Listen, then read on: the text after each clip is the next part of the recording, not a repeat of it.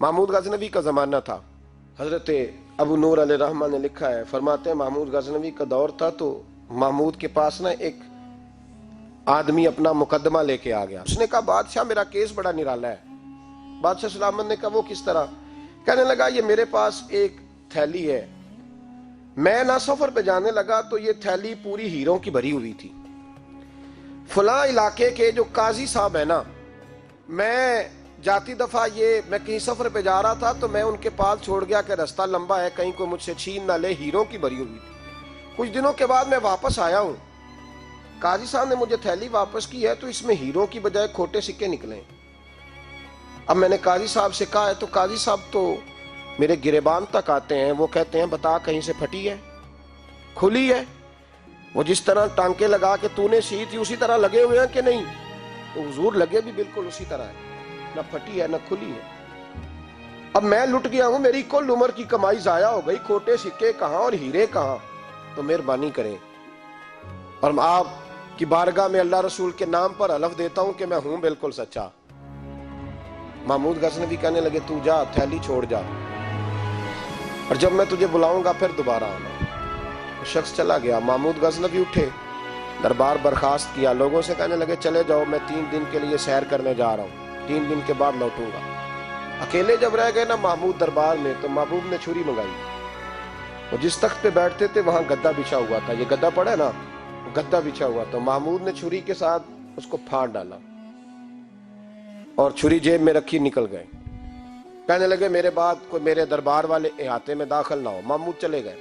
اب وہ صفائی کرنے والا جب آیا نا، اس نے آ کے دیکھا تو گدا تو پھٹا ہوا ہے.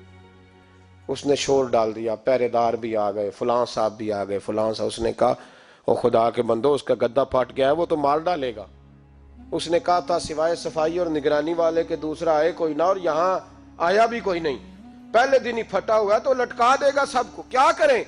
شور ہو گیا، سارے دربار کے ملازمین اکٹھے ہو گئے. ایک بندہ بولا، کہنے لگا فکر نہ کرو، میں کیسے بندے کو جانتا ہوں، اس طرح سیے گا کہ جس نے پھاڑا ہوگا اسے بھی پتہ نہیں چلے گا کہاں سے پھٹا تھا، ایسا بہترین رفو کرے گا کہ پتہ بھی. اس نے کہا یار ہم سارے 1 مہینے کی تنخواہ دیتے ہیں، 1 مہینے کی، تو بندہ بلا. وہ بلا لیا اس کو، اس کا نام محمد رفو گر تھا. وہ آیا، اس کو گدا دکھایا، اس کا یار اس طرح سینہ پتہ نہ چلے. اس نے کہا فکر ہی نہ کرو. اس نے سیدھی اگلے شام ہی لا کے بچھا دیا گدا. تیسرے دن بادشاہ سلامت آئے، آ کے پہلی نظر گدے پہ ڈالی. اس نے بلایا سب ملازمین کو، کہا کس نے سیا ہے؟ کہا جناب کیا ہوا؟ کہا یہ پھٹا ہوا تھا. کس نے؟ کہا نہیں پھٹا ہی نہیں. وہ کہنے لگے بنو بت، میں خود پھاڑ کے گیا تھا. تو بتاؤ صحیح سیا کس نے ہے؟ کہا جناب آپ پھاڑ کے گئے تھے تو بتایا کیوں نہیں؟ فرمانے لگے اسی لیے تو بتایا نہیں تھا کہ تم خود تحقیق کر لو. بلاؤ بتاؤ پھاڑا کس نے؟ احمد سیا کس نے؟ تو بلا لیا. احمد رفو گر آ گیا. اس کو جب بلا کے سامنے بادشاہ کھڑا کیا، کہا بھئی تو نے سیا ہے؟ کہنے لگا حضور آپ کے سارے ملازم کٹھے ہو کے آئے تھے، میری غلطی کوئی نہیں. کہا نہیں یار تو بڑا کاریگر ہے، میں نے اپنے ہاتھ سے پھاڑا تھا پر مجھے بھی نہیں پتا چل رہا کہاں سے پھٹا تھا. اچھا یہ بتا یہ تھیلی جو ہے یہ بھی تو نے سی تھی؟ اس نے کہا جی آپ کے خادم کا ہی کارنامہ ہے، وہ فلانے علاقے کے قاضی صاحب آئے تھے، اس میں سے ہیرے نکال کے تو کھوٹے سکے بھرے تھے تو مجھے بھی تھوڑا سا حصہ ملا تھا. محمود نے سارے گواہ بھی اکٹھے کر لیے، ثبوت بھی اکٹھے کر لیے. پھر قاضی کو بلایا. محمود غزنوی نے کہا قاضی صاحب آپ سے غلطی ہو گئی، غریب آدمی تھا، وہ لٹ گیا ہے، اس نے تو بڑی مشکل سے کچھ ہیرے جمع کیے تھے اور اس کی کل کائنات تھی، تو آپ اس کا مال اسے دے دیں، بات ختم. قاضی صاحب کہنے لگے آپ مجھ پہ الزام لگا رہے ہیں، سوال ہی نہیں پیدا ہوتا. آپ میری داڑھی دیکھیں، آپ میرا اعزاز دیکھیں، دنیا جانتی ہے میں اس. کہا قاضی صاحب انسان بھول ہی جاتا ہے، بندہ بھول جاتا ہے، غلطی ہوگی. مال نے کہا نہیں سب. کہا میں تنہائی میں پوچھ رہا ہوں، میں اس وقت پوچھ رہا ہوں جب دوسرا موجود کوئی نہیں. آج توبہ کر لے، میں کچھ نہیں کہوں گا، تو میری زبان پہ اعتبار کر، تجھے پتہ ہے میں جو کہتا ہوں اس پہ عمل بھی کرتا ہوں، باز آ جا. پر قاضی نے کہا نہیں میری غلطی کوئی نہیں. محمود نے پھر بڑے دربار میں بلا لیا. مجمع عام میں مہلت کے دنوں میں جو توبہ کر لے وہ بچ جاتے ہیں، لیکن لوگ رسوائیوں کے دنوں میں پھر واپس لوٹتے ہیں اگلا گھر دیکھ کے، پھر حالات اور طرح کے ہو چکے ہوتے ہیں. جب بھرے دربار میں قاضی کو بلایا، بھائی تو مانتا ہے کہ نہیں؟ اس نے کہا نہیں. تو کہا بلاؤ احمد رفو گر کو.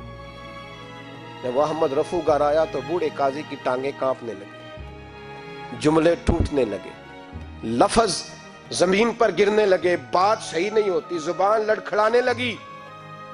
محمود کہنے لگے قاضی میں نے تجھے کہا تھا وہاں مان جا بات، اب بھرے دربار میں بول۔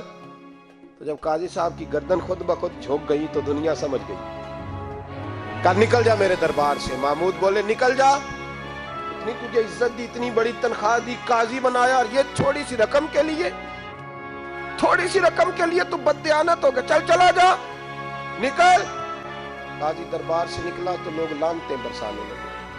کل جو دکانیں چھوڑ کے سلوٹ کرنے آتے تھے وہ کہنے لگے اس کی عمر دیکھو، اس کے کام دیکھو، دیکھو اس نے کیا کیا۔ گھر گیا، بچے جن کے لیے پاپ کمایا تھا، جنہاں لی تو پاپ کمائے ہن کتھے نہیں ہو تیرے کر دے، وہ بچے کہنے لگے ابا جی ہم تو سکول مدرسہ جانے کے قابل نہیں رہے، لوگ پوچھیں گے تو کیا امید تھی کہ بیوی ساتھ دے گی۔ وہ کہنے لگی میں میکے کیسے جاؤں گی، گلی کی عورتیں طرح طرح کی باتیں بناتی ہیں۔ اور بھائی کامیابیوں کے بڑے سربراہ ہوتے ہیں، کوئی کامیاب ہو جائے تو سارے کہتے ہیں میری سپورٹ سے ہوا ہے، ناکامیاں ہمیشہ یتیم ہوتی ہیں، ناکامیوں کا کوئی سربراہ نہیں ہوتا۔ جب تک تو قاضی تھا تو بڑے بات تھی، ہر بندہ کہتا تھا رشتہ دار ہے، رسوائی ہو گئی تو وہ تیری آنکھ ہو یا سنگ ملامت کی چبھن، کون پہنچا ہے میرے درد کی گہرائی تک، دور شہرت میں تو یاروں نے کیا یاد بہت، ساتھ آیا نہ کوئی کوچے رسوائی تک۔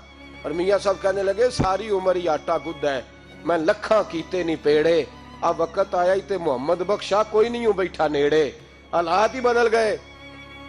قاضی خاموشی سے اندر چلا گیا، اپنی رسوائی سمیٹ کے بستر پہ لیٹا، نہ روٹی کی بھوک لگی، نہ پانی کی پیاس لگی، نہ نیند آئی، ساری رات تڑپتا رہا۔ سویرے گھر والوں نے دروازہ کھولا تو روح پرواز کر گئی، دنیا چھوڑ گیا۔ حضرت ابو نور علیہ رحمہ بولے، فرمانے لگے یاد رکھو کبھی بددیانتی نہ کرنا، کبھی، یہ تو محمود غزنوی کی عدالت تھی، قیامت میں رب کریم کی عدالت لگے گی۔ اور فرمایا وہاں تو گواہی دینے والا احمد رفو گر تھا، قیامت میں تو تمہارے اپنے ہاتھ پیر گواہیاں دیں گے۔